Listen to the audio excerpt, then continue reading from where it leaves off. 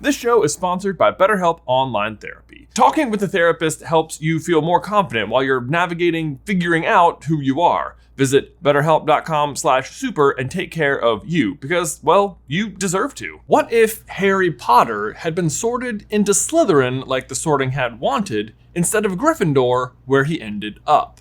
We're now 5 weeks into this question, and as we tackle Book 6, much has changed throughout Harry's journey. The basilisk remains alive beneath the school. The Sword of Gryffindor is nowhere to be seen. Draco stunned Umbridge, and Cedric... Cedric is still dead. Apparently, some things are just destined to happen no matter which universe you're in. But it took a year longer and was at the hands of Lucius Malfoy this time. Year 6 is, of course, normally a huge year for the story. We see the arrival of Slughorn, learn about the Horcruxes, and of course, Snape kills Dumbledore. Or does he? Hey, brother, and welcome everyone to What If Harry Potter Was in Slytherin, the Half-Blood Prince.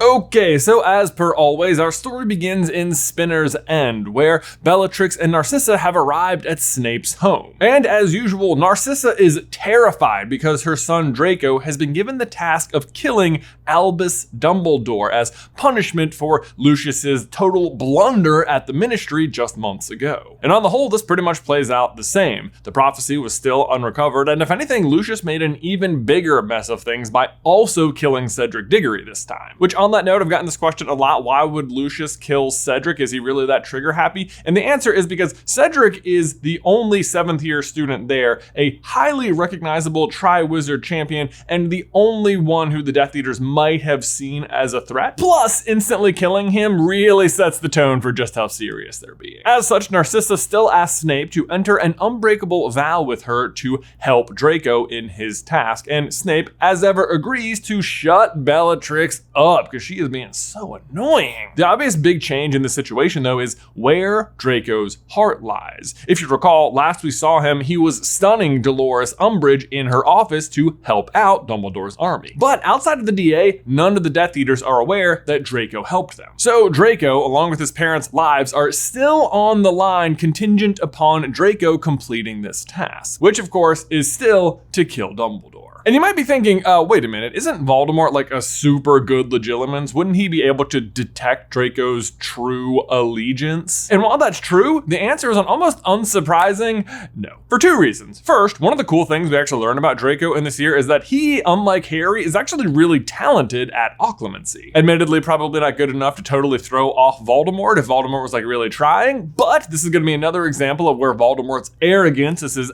absolute downfall. Because here's the thing. Voldemort would never see Draco as a threat at all. It's the same way he doesn't see house elves as a threat. Like, Draco is just so young as to otherwise be a non-entity. In fact, this is exactly like how it doesn't count when Harry gets in the boat in the cave to get the Horcrux later. Like, Voldemort just doesn't think that registers. Plus, on top of that, it's all just punishment anyway. It's not like he expects him to succeed. It's not even a real job. But all that really just to say that, yes, Draco is indeed still tasked with killing Dumbledore. But he is on much better terms with Harry, so that should make for a much more interesting year. Speaking of Harry, though, he is again at the Dursleys, which, as usual in this retelling of things, has almost no bearing on anything. So once again, Harry is just laying there waiting for the arrival of Albus Dumbledore, who does indeed arrive and does still use the mead to clink the Dursleys on the head. I think that's hilarious. That absolutely stays in. And from there, he and Harry set off on a special mission before he's going to drop him off at the Burrow for the rest of the summer. I will say one small change. I couldn't tell you why this happened when Harry was in Slytherin, but the Dursleys' Agapanthas look just like total garbage. I mean, that's just how it is. After retrieving Harry, though, Dumbledore and him set off to go recruit one of his old teachers, Professor Slughorn. And as they walk towards Slughorn's hiding spot, they discuss the brand new minister, which is of course still Rufus Scrimgeour. And Harry asks Dumbledore about his now blackened hand, which as usual, he doesn't tell Harry anything about. But the main difference, and this is kind of a big one, is that Dumbledore is not wearing the ring in this situation. And that's because in this version of things, he has not yet destroyed the ring, which is because, if you recall, way back in chapter 2 of this series, Harry never pulled the Sword of Gryffindor out of the hat and then subsequently impregnated it with basilisk venom, which is a really interesting problem for this particular version of events, because if you recall in the main story, like next year, the sword is super useful in destroying Horcruxes. But it also means that throughout the school year, Dumbledore is going to be sitting up in his office with the undestroyed ring, and we all know how detrimental just being in proximity of a Horcrux can be over time. But back to old Horace though. Believe it or not, Harry actually has an even easier time recruiting Slughorn to return to his teaching post at Hogwarts this year, because he's actually in Slughorn's old house, Slytherin, which overall is good news, but unfortunately for Dumbledore, it leaves him with not nearly as much time to read about the new knitting patterns. Either way though, Harry is super successful, and from there, he and Dumbledore head to the Burrow, where Harry has some thoroughly hot soup before turning into bed. As usual, he is awoken bright and early the next morning by the sounds of Ron and Hermione barging into his room, although he's probably a little bit more taken aback at the sight of Hermione just sitting at the edge of his bed.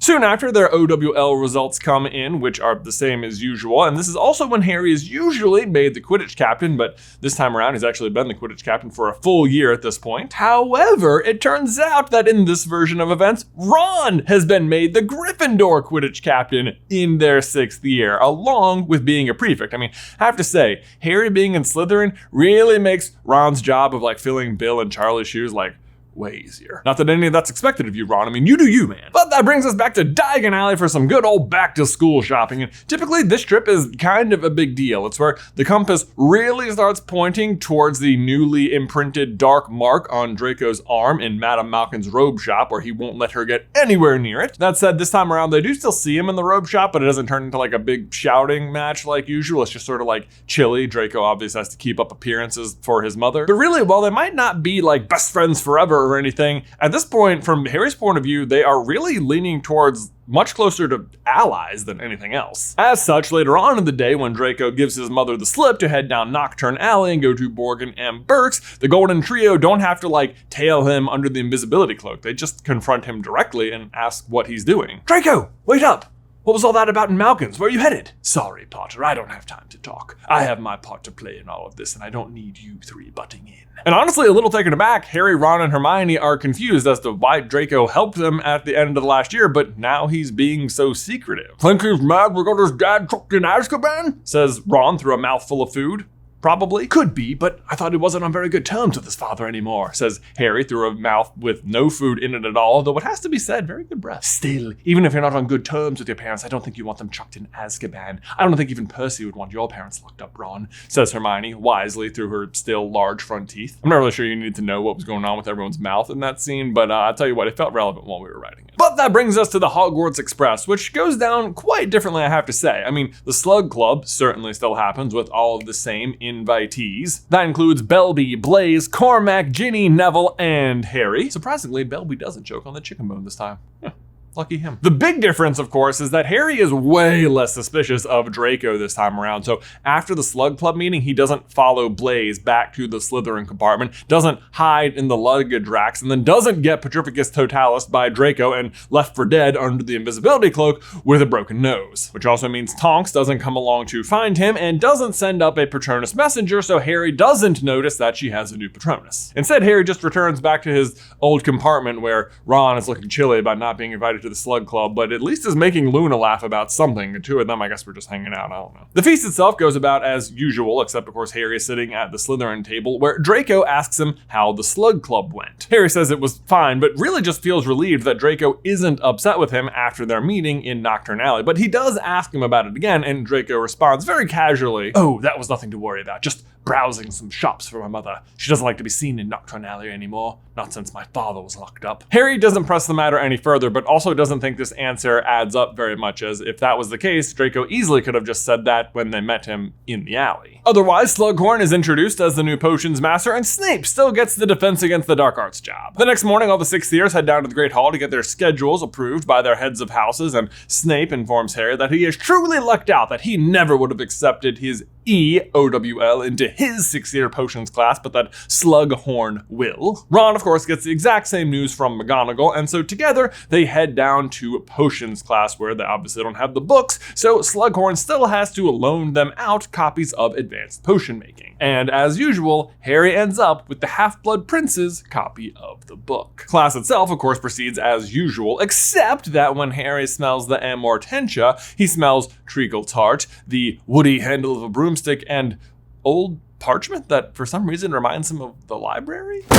Either way, Slughorn offers Felix Felicis as the prize for the day, and Harry, as usual, wins. Harry then also has his first lesson with Snape, and honestly, it's a lot easier for us to keep track of all the students now, because if you're in the NEWT level, you just have it with everyone who's having the class. There's no weird house splitting up anymore. Which means Draco is in the class. I mean, he usually is. The big difference is that he is much more motivated to learn about Defense Against the Dark Arts this year. So, when the subject of Inferi crops up, as it inevitably does, Draco raises his hand and asks whether or not Fiend Fire would be effective at defeating them. And Snape confirms that while it would be effective, it might then be even more dangerous than the initial Inferi you had been facing. This is because only highly powerful defensive water charms, certain goblin-made armors, or just waiting for the fire to peter out is the only way to defeat Fiend Fire. His real advice is Snape's exact approach to shampoo, that the best course of action is just to avoid using it altogether. Snape's boggart is a shower. After this lesson is when Harry receives his first note from Dumbledore summoning to one of his private lessons.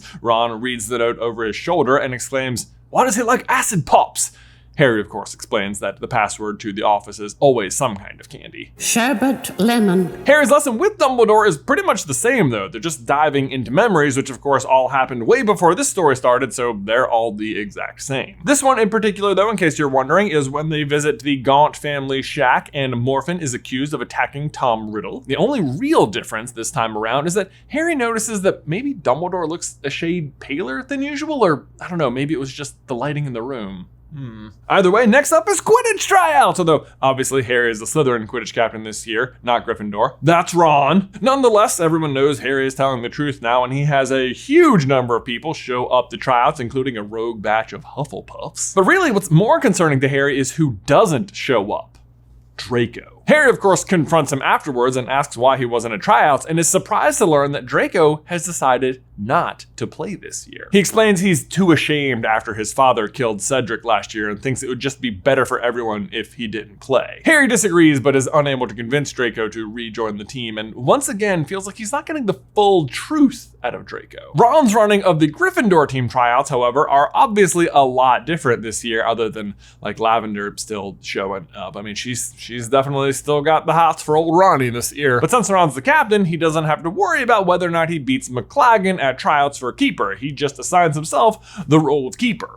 But we all know that's not McLaggen's only skill. We also know he's very good at catching very fast-moving small things. So after tryouts, Ron decides to go ahead and give McLaggen a chance at Seeker, making his team himself, Ginny, Katie Bell, Dean Thomas, and Peeks and Coot, along with McLaggen. Now, usually in the books during year 6, Ron is a nervous mess when it comes to playing Quidditch, but this time around he has had like years and years of experience, so his nerves aren't so much about whether or not he's going to play well, but instead have everything to do with being a good Quidditch captain, something that is made much worse by McLaggen's presence on the team. He is, after all, an older 7th year student who actually is pretty good at Quidditch. Guess we'll just have to see how it all unfolds. Not long after this, Harry is flipping through his copy of Advanced Potion Making and discovers the Levicorpus spell, which he tries out at random in the dorms, and instead of lifting Ron up into the air, lifts Draco up into the air by his ankle. Draco does not find this to be quite the laugh that Ron usually does, but Harry apologizes and asks whether or not he maybe wants to meet up in Hogsmeade later that day. Draco tensely accepts the apology, but says he's not going to Hogsmeade that day. It's just way too cold out, which Harry finds to be a very lame excuse. Now, typically this is the Hogsmeade visit where Katie Bell gets the necklace and then touches it and gets super duper cursed, but that doesn't actually happen this time. Like, yes, Draco is still working on his mission, but he's not being nearly as reckless about it. Because really, his only motivation here is to save his family. It's not really about killing Dumbledore. Like, he's not actually trying to impress Voldemort. After this, Harry has yet another private lesson with Dumbledore, this time to watch Dumbledore recruit the 11-year-old Tom Riddle from the orphanage. The memory itself is of course the same as ever, but Harry can't help but notice Dumbledore seems to have a small cough. But that leads us into our first Quidditch match of the year, Gryffindor vs Slytherin. Let's go! Usually this is the match where Harry fakes putting the Felix Felicis in Ron's pumpkin juice and like placebos him into playing amazing. However, obviously that's not going down this time. Harry's not gonna help the Gryffindor team win this match. I mean, snakes for life, right? That said, for being honest, Harry does not love his odds in this match. He knows Ron is a really good keeper and Ginny is a really good chaser, and that his own team is comparatively very young, and his best chaser decided to quit. Turns out though that McLaggen is just as big a problem for Ron as he was for Harry, and that instead of looking for the snitch, he is busy just trying to tell all the other players what to do. Ron himself is actually playing great, but at one point McLaggen is trying to show one of the beaters how to swing their bat and hits a bludger which goes way off course and hits Ron in the shoulder, breaking it. Ron howls in pain, but manages to clutch onto his broom with his unbroken arm and stay aloft. And with Ron injured, Harry's young team begins scoring much faster, although it has to be said, not with ease. Ron, who is getting paler by the minute, still manages to actually block a couple of goals simply by obstructing the hoops with his body or else kicking the quaffle. And Harry, for his part, obviously wants to win the game, but is really upset with McLaggen for taking out Ron, so he decides to try out the old Ronski feint, which to be clear is a move he saw Victor Crumb doing at the World Cup and is not named after Ron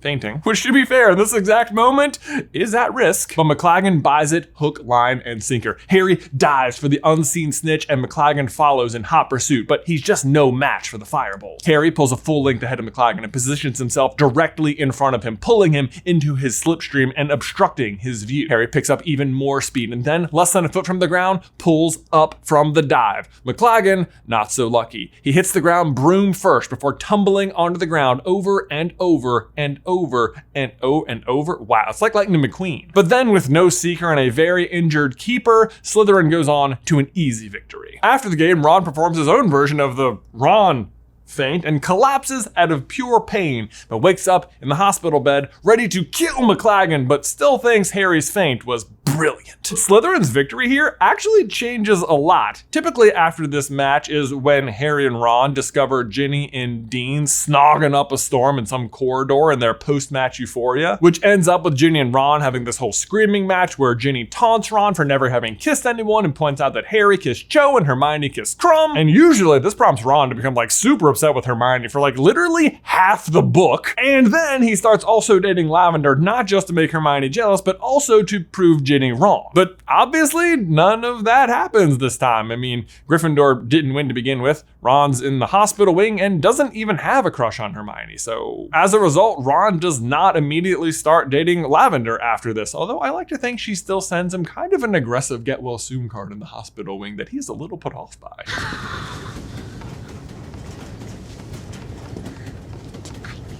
But, and this is fun, the other thing Ron actually wakes up to is an invite to the next Slug Club party, which is a big change for Ron. I mean, typically Slughorn can't remember Ron's name like the whole book. Good to see you, Wallenby. But this time around, Ron is Quidditch captain, he's a prefect. Slughorn would have heard about Ron being present with Harry at the Ministry of Magic. And after watching this last match where Ron is playing with a broken shoulder, he says he's rarely witnessed such a display of bravery. On the other side of things though, Harry's team, Slytherin, did win the match, and afterwards, Hermione comes to congratulate him, saying that his Ronski feint looked just like Victor's, which I think we can all agree there was really no call for using his first name in that situation. At these words, however, Harry feels genuine pangs of jealousy, and for the first time ever, lets himself consider how he might actually feel about Hermione, but he definitely doesn't go like way off the deep end with it like Ron does. I've never really thought about it. But I suppose, yeah. If anything, he actually tries to talk himself out of the idea over and over, not wanting to risk their friendship for anything. But that said, Slughorn's Christmas party is right around the corner and people need dates. Things are about to get Wet. Harry's words, not mine. Harry, as usual, is in very high demand this year, but personally really only wants to ask Hermione, but is reluctant to do so because he doesn't want to make things weird. Hermione usually goes to this party with McLaggen, who does still have a crush on her in this version of things, but she only ever does that to make Ron jealous, and that's not really in play this year. On the whole, she's really just having to avoid McLaggen around the common room as much as possible, but it's getting hard. But then one morning when Hermione's having breakfast with Harry and Ron in the Great Hall, Cormac finally spots her and comes over and interjects himself into the conversation. And here he asks her point blank to go to the party with him, somewhat catching her off guard. Harry, seeing her struggle to say no, is struck with inspiration and speaks up. Actually, she just agreed to go with me. Right? Hermione looks back startled, but confirms this answer. Cormac, however, looks quite grumpy about the situation as he slinks away. Hermione then thanks Harry for getting out of the situation and gives him a quick wink before she heads off to Ancient Runes. And then there's Ron, who's normally not at this party at all, but now is in need of a date. Almost comically, just after Hermione leaves, the exact same situation proceeds to play out for Ron. Ginny and Luna sit down with Ron and Harry, Hermione having just told Ginny that Harry and her are going to the party together. And it's at this moment when Lavender arrives on the scene and asks Ron if he'll go with her to Slughorn's party, which is really presumptuous. It's not like she has an invite to even give. Ron, inspired by Harry's quick thinking not moments ago, looks up and says, actually, Luna's just agreed to go with me, right? Luna stares back at Ron, completely unfazed in any way at all, and simply says, yes, I'd love to go with you to Slughorn's party. Harry stares at Luna, unsure whether she was caught off guard or was just completely prepared for a situation like this. Lavender storms off, and Ron, of course, makes it very clear to Luna that this is just as friends. All in all, Slughorn's party is way more fun than usual. There's way less romantic politics floating around. The only real thing that happens is Draco gets caught gate crashing.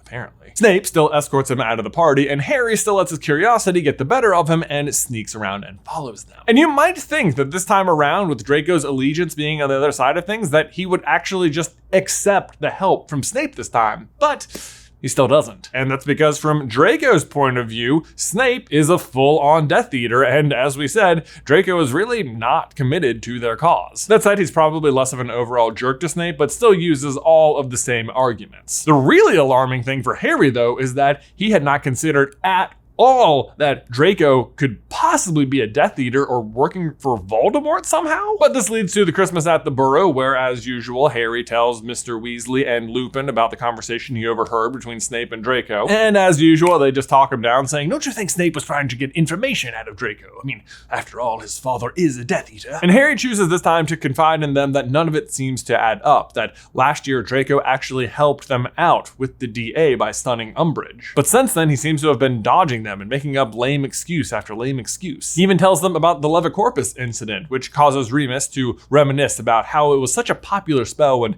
he was at school, which causes Harry to ask him if he knew anyone by the name of the Half-Blood Prince, but of course, he doesn't. Scrimgeour, of course, also shows up during Christmas breakfast to, have a chat with Harry out in the garden about whether or not he wants to help the Ministry out, and Harry, as ever, does not. But that brings us right back to school and Harry's next lesson with Dumbledore, where he witnesses Voldemort kill his father and grandparents and frame his Uncle Morphin for the crime. And it's the first time Harry sees the tampered memory of Slughorns, where Tom Riddle is asking him about Horcruxes, which results in Dumbledore giving Harry homework.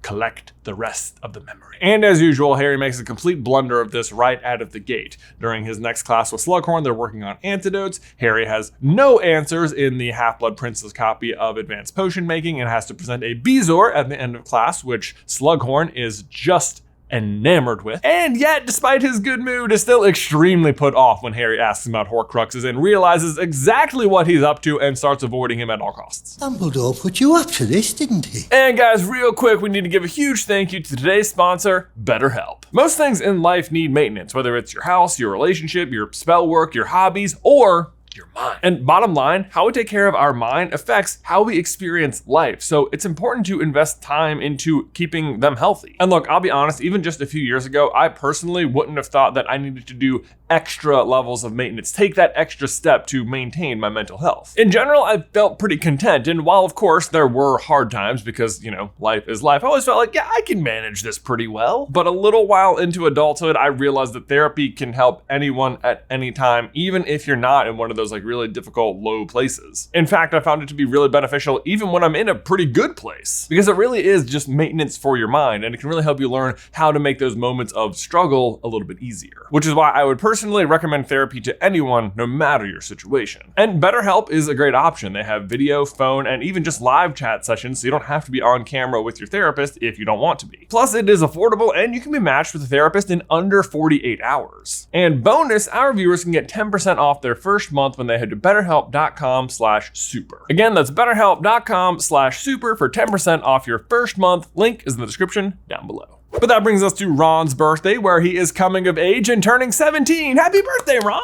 Now, normally on his birthday, Ron is opening all of his gifts in the Gryffindor dorm room while Harry looks for Draco on the Marauders map. And it is also usually when Ron consumes the chocolate cauldron spiked with the love potion that Romilda gave to Harry. I have to imagine Romilda still has the crush on Harry, but since he's not in Gryffindor, she just has a lot less access to him this year, so it's not like as big a deal. But sometimes fate is just fate though, and Ron consuming a love potion on his 17th birthday, it's just one of those things. It's beautiful, isn't it?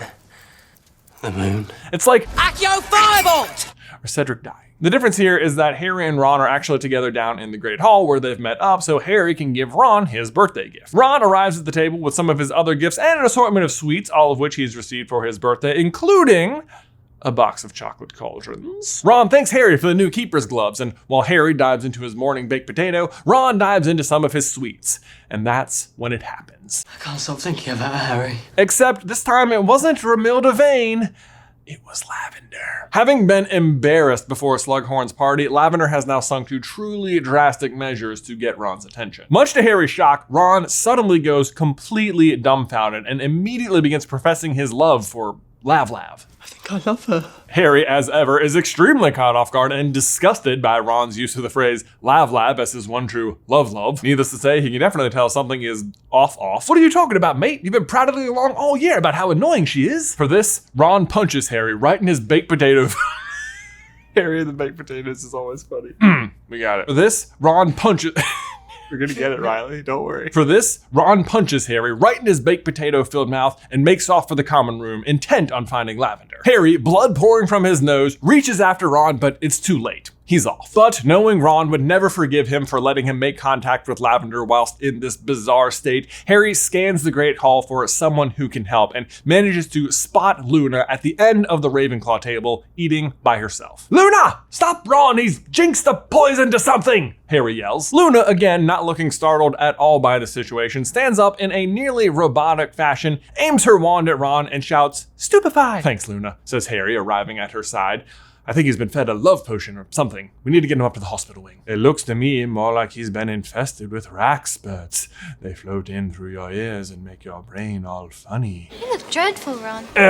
Right, said Harry, not sure how to respond to Luna. Do you think you could help me get him up to the hospital wing, though?" Now, typically after this, Ron is brought to Slughorn's, where he is immediately cured and then almost even more immediately poisoned. But now, since he's just unconscious, they just bring him to the hospital wing, where Harry has to leave him because he has Quidditch practice, but Luna stays and is there when he wakes up. And as he wakes up, much to his complete confusion, he sees her protuberant eyes and says, "Luna?" That said, since Ron wasn't poisoned this time, he's not in the hospital wing for like an entire week, meaning he is present to play in the Gryffindor vs. Hufflepuff match, where guess who's commentating?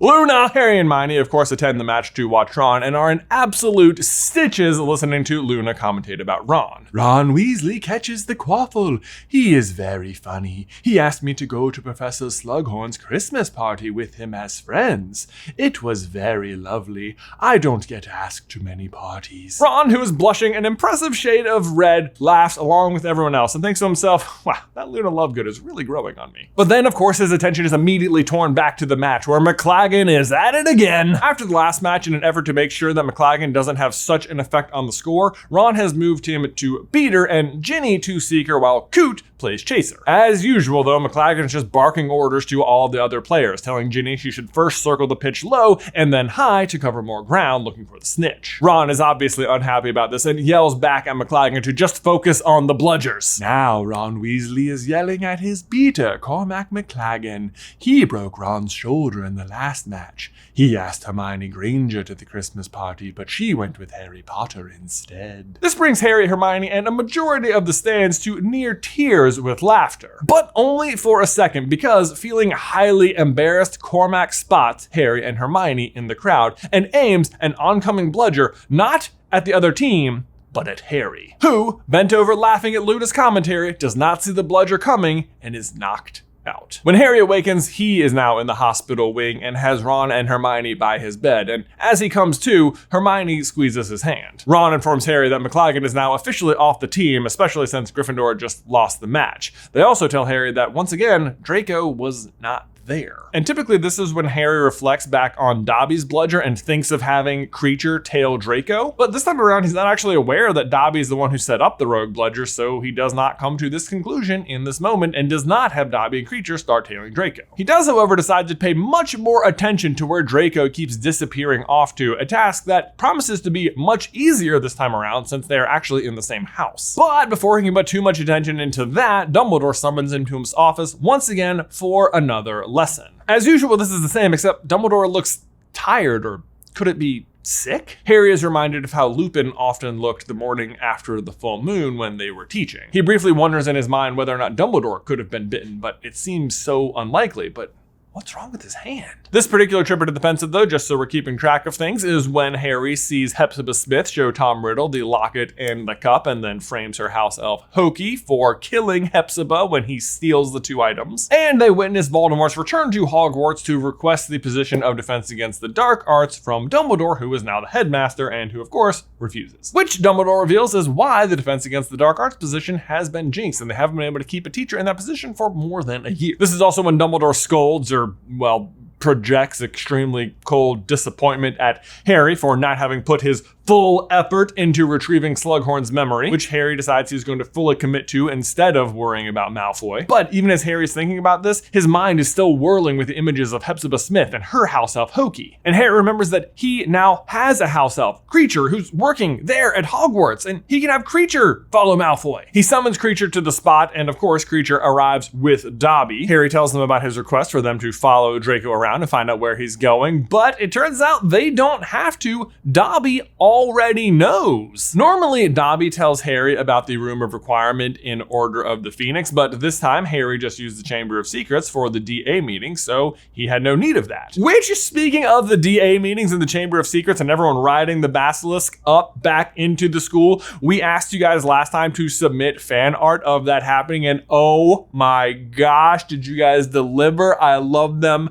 So you guys, they're so creative. I can't believe how many people with the Magic School Bus theme, but I love it. I love it. I love it. Thank you guys so much. Anyway, Dobby tells Harry all about the come and go room, or the Room of Requirement, and that it's probably where Draco's been because he spent so much time in there last year. How do you know that, Dobby? Dobby told him about it, sir. Last year when you were holding your defense meetings, Master Malfoy summoned Dobby and asked him if he knew of a place he could practice spells and not be noticed. Harry remembers all too well the evening Draco had overheard him talking to Sirius, wondering about this exact question before stepping out of the shadows and offering up the Chamber of Secrets as the location. And you came when he called, asked Harry, surprised that Dobby would still take orders from Malfoy, his former master. It is an old habit, sir, but Dobby does not hate his old master Draco. It was he who freed Dobby, at Harry Potter's request, sir. And suddenly, pieces of the puzzle start sliding into place in Harry's brain, who remembers Draco's really powerful shield charm in Umbridge's office. But how do you know that's where he's going now, asks Harry. Dobby has seen him in there, sir.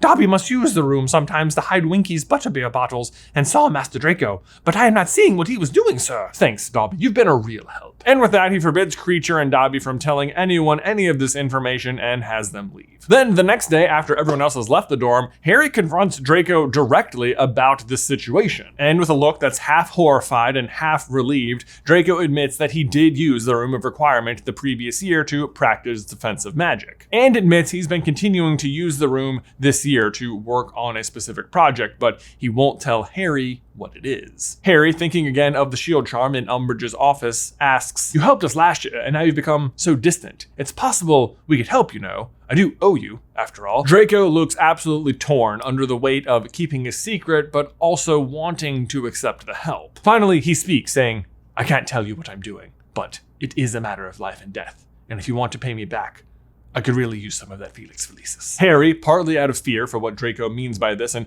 partly out of his own desire to use the Felix Felicis himself, pauses before finally telling Draco he'll think about it. it. Meanwhile, apparition tests are upon the 6th years and Hermione and Ron are old enough to take them. Hagrid sends a note to Harry asking him to come to Aragog's funeral, and Harry reads more of the Half-Blood Prince's version of advanced potion making and discovers the spell Sectum Sempra, noted for enemies in the margin. The next day, Harry's eating dinner, a baked potato, probably, and considering whether or not he should share the Felix Felicis with Draco, when Slughorn's memory! I can use the Felix Felicis to get it! He exclaims to Hermione, who's looking gloomy after hearing about Harry's conversation with Draco, and Ron, who's looking glum, having failed his apparition test by a single half eyebrow. I mean, come on! All I need's a bit of luck. That's brilliant! Hermione exclaims, beaming at him. You'll need your cloak! Ron exclaims, and Harry races off to the dungeon to get it before returning with the cloak and the tiny glass bottle. Once back, the three wait for Slughorn to finish his rather large meal and retire to his office for the evening before Harry decides to take about 3 hours worth of the potion. Upon taking the potion, Harry is filled with the infinite sense of possibility and, as usual, declares he's going to Hagrid's. I've got a really good feeling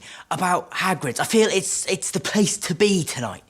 Do you know what I mean? Ron and Hermione move to protest because to them this obviously makes no sense, but Harry insists it's the place to be. He throws on the cloak and heads out the door, and Ron and Hermione are helpless to do anything except follow him out of the Great Hall. Then, appearing alone, Ron and Hermione run into none other than Cormac McLaggen, who, recently embarrassed and cut from the Gryffindor team, immediately approaches them and starts berating Ron. He says it was all that loony Lovegood's commentating that just got under his skin, and, looking at Hermione, says whenever she's ready to ditch Potter, he'd be happy to take her out. This sparks reactions from both Ron and Hermione. I thought Luna was brilliant, says Ron, who couldn't have timed his response better because wouldn't you know it, Luna herself walks around the corner at that exact moment to find the scene. Meanwhile, Hermione spits back, I'd never ditch Harry for someone like you. Harry, under the cloak, feels his cheeks burn hot. He and Hermione are, of course, not even together for him to be ditched in the first place. But he can't help but smile that Hermione came to his defense anyway. But from there, Harry exits the scene, finds Slughorn over by the vegetable patches, invites him to Aragog's funeral down at Hagrid's, where the two toast Aragog's death, get a little bit tipsy, it has to be said, and Harry very slyly coaxes the memory out of Slughorn. And from there, Harry heads directly to Dumbledore's office, where the two dive into the final memory and see that Voldemort is seeking a 7-part soul. After they view this memory, Dumbledore finally reveals the story about how his hand became so blackened, and reveals, out of a small box,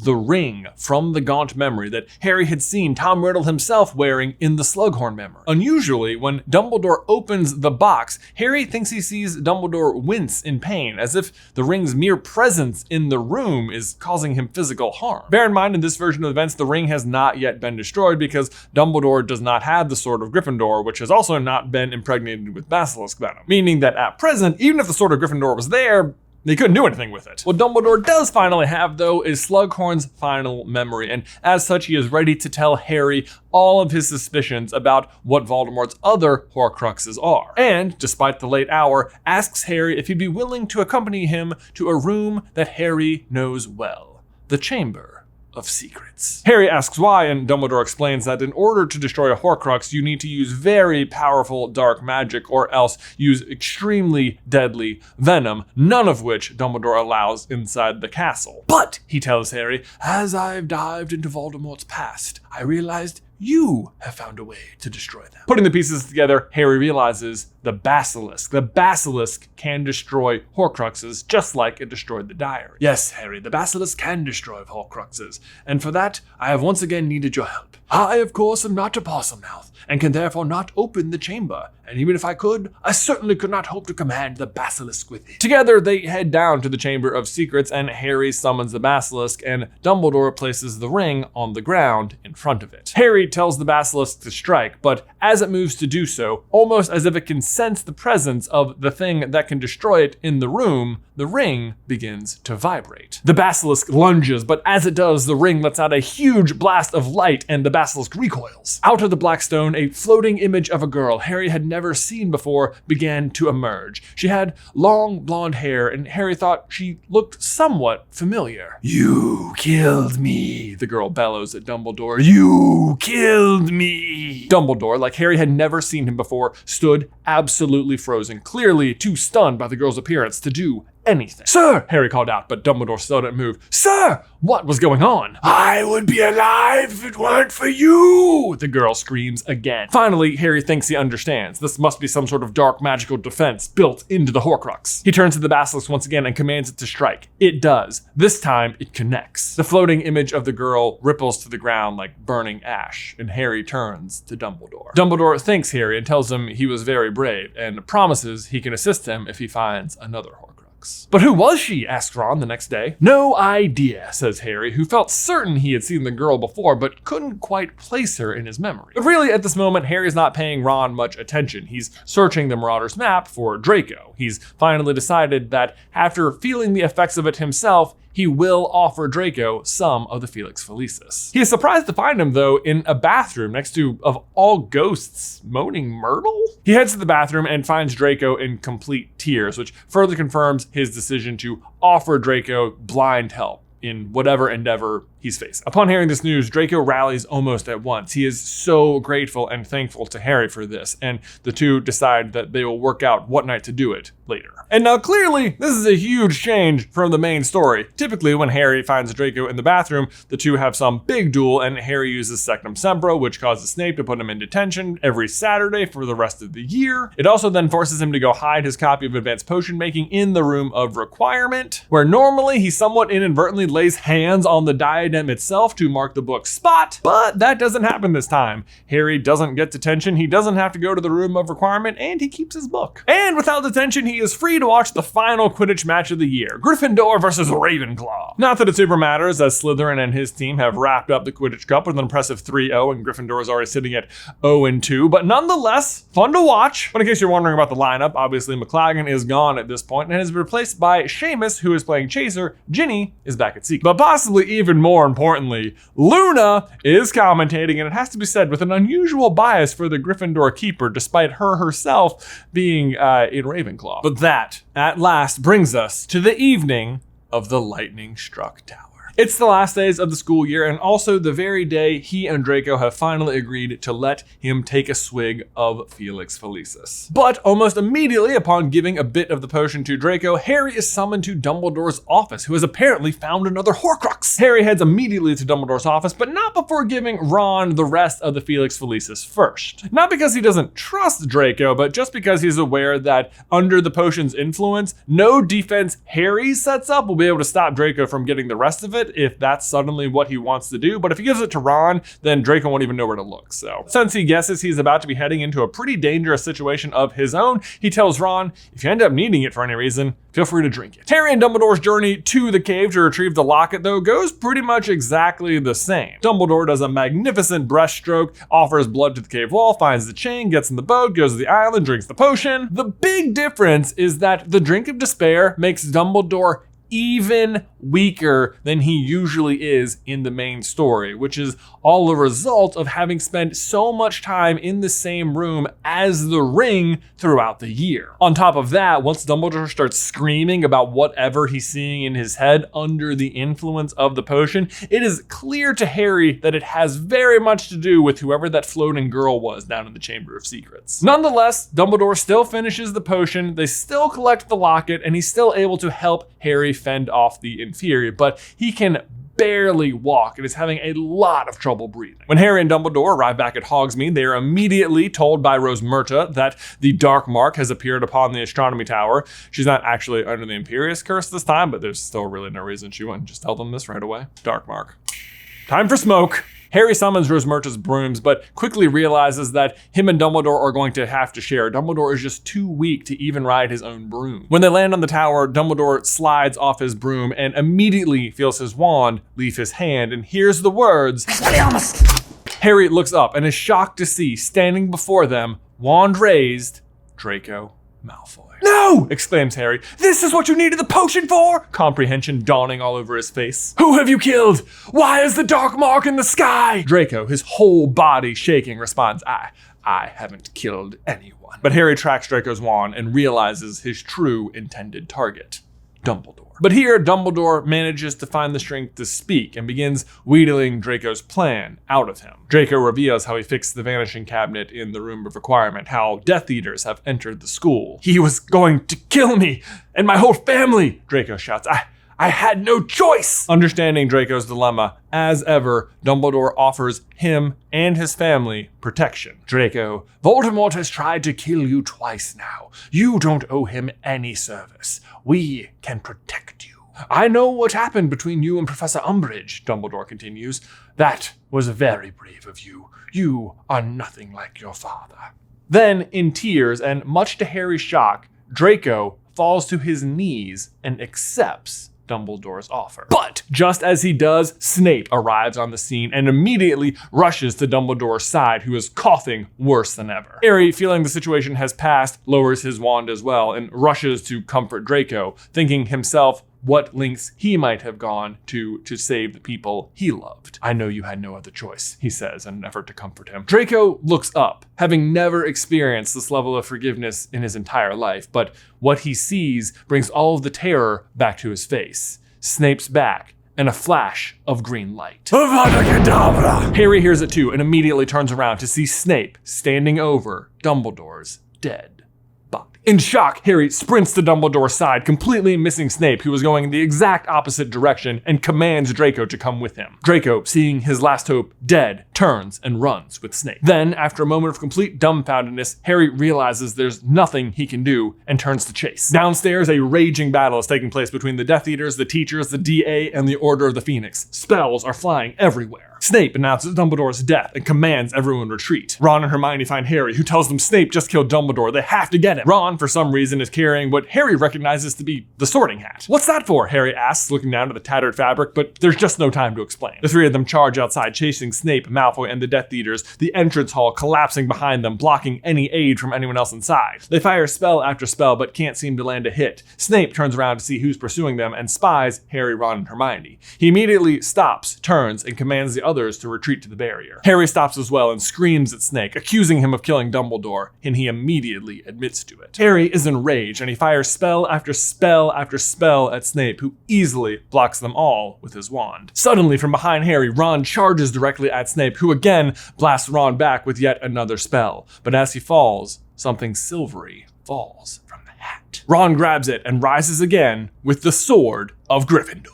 Snape eyes the sword and says, "Well, Weasley, I didn't think you had it in you, but no matter. I have more powerful spells than you can deal with." And with that, an enormous, fiery serpent, large enough to rival even that of the basilisk, erupted out of the tip of Snape's wand. "Fiend fire!" yells Hermione. Harry stares in awe as the giant snake slithers through the air and onto the ground, lighting everything around it, including Hagrid's hut, on fire. And for the first time that night, Harry felt like he truly had no idea what to do. He was positive Parselmouth wouldn't work on this snake. But then, to his horror, he sees Ron rush past him once more, sword raised and screaming. "No, Ron, don't!" But it was too late. There was no stopping him. Fear gripped Harry as he watched the serpent lunge at Ron, who plunged the sword upward. The light was almost blinding, but as he watched, more and more of the snake disappeared into the sword until it was all gone. All that was left to light the night was Hagrid's hut, which was still ablaze. Harry looked up to see Snape watching the scene unfold, and then, without giving a second thought, remembered a spell from his potions book. 4 enemies. Sectum Sempra! Snape reacts a moment too late, and Harry's spell connects, severing his hand and destroying his wand. At this moment, Ron collapses from the effort of holding the sword, and Harry and Hermione rush to him. Snape takes the opportunity to escape, one-handed, and Harry never learns the identity of the Half-Blood Prince. In the aftermath of the battle, Harry finally learns what happened back at the castle with Ron and Hermione. Ron tells him that after Harry left, they noticed the dark mark in the sky, and they tried to alert as much of the DA as they could and alert the Order immediately. They divided up the Felix Felicis among them, but as soon as Ron took his swallow, he felt compelled to visit Dumbledore's office. He wasn't sure exactly why, but he headed straight there and immediately guessed the password. "It just felt like the place to be, you know," said Ron. "And once I was in there, I don't know, I saw the hat and grabbed it. I wasn't sure why, I was just doing what the potion told me." Hermione then fills in everyone's gaps in knowledge about the Sword of Gryffindor because, of course, she's read about it. "It's said to appear to any Gryffindor in a time of need, and it must be goblin-made, which is why it was able to absorb the fiend fire." And from there, of course, Dumbledore's funeral is held, and it's as sad as ever. Harry rediscovers the locket from the cave and realizes it's a fake Horcrux, that the real one's already been taken by the mysterious R.A.B. And as the three of them sit outside, Ron jokes that between his sword and Harry's basilisk, they might just stand a chance against Voldemort. Harry says Dumbledore reckoned his most powerful weapon was still love. As he does so, he meets Hermione's eyes, and she kisses him. To which Ron just rolls his eyes and says, "About time." And that is what happens in year 6 if Harry Potter had been sorted into Slytherin. Guys, thanks so much as always for watching this series. We are having an absolute blast writing it. Thanks again if you sent any artwork in last week. If you want to send in more artwork, I would love to see what it looks like when Ron is facing down the Fiend Fire. You can submit that to this email address right here. Thank you in advance. If you haven't liked the video yet, please do that and subscribe to the channel. It really does help us out. If you want to see another big 7-part series, you can check out this video right here where we go over how Dumbledore controlled all of Harry's life. It's called Dumbledore's Big Plan. Super fun, 7-parter. Hope you'll check it out. Otherwise, Ben, until next time, I will see you in another life, brother.